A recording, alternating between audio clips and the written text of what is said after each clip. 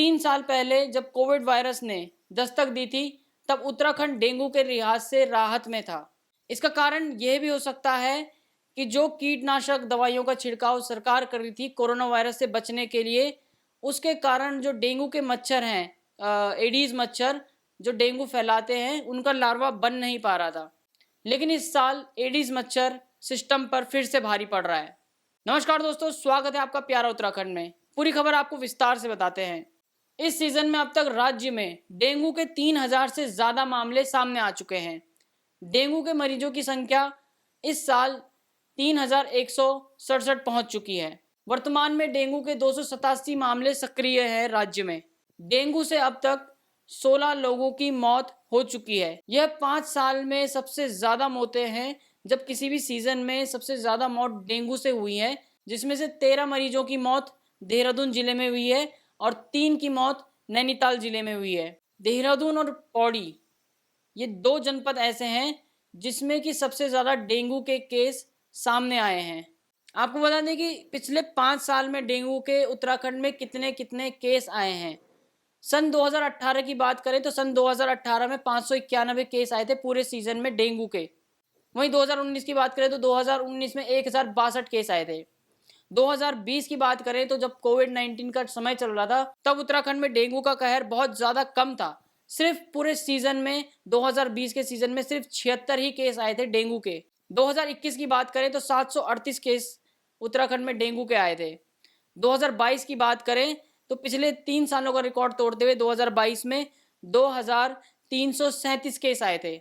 और वहीं आज 2023 की बात करें तो अभी तक इस सीजन में 2023 में 3167 केस आ चुके हैं।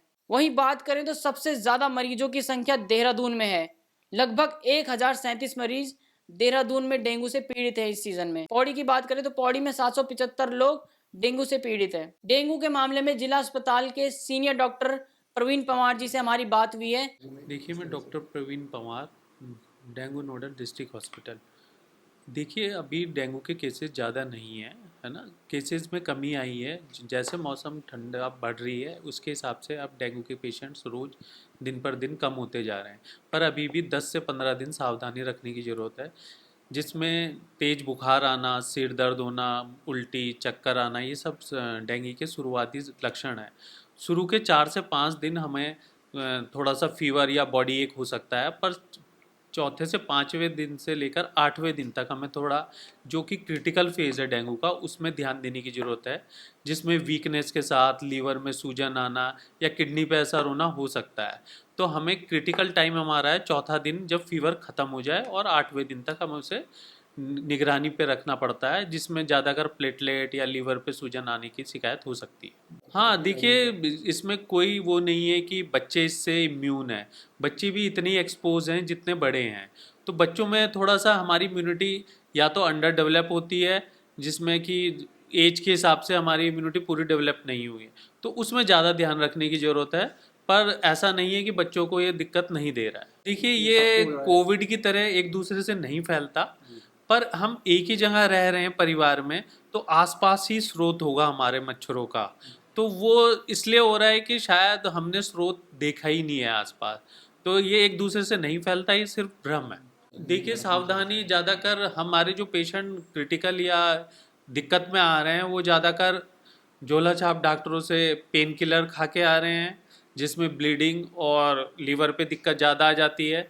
दूसरा, या स्टेरॉयड लेके आ रहे हैं, या फिर लेडीज़ जो कि पानी कम पीती हैं, जिनमें ब्लीडिंग की ज़्यादा चांसेस रहते हैं, तो उनमें ज़्यादा हमें ध्यान देने की ज़रूरत है।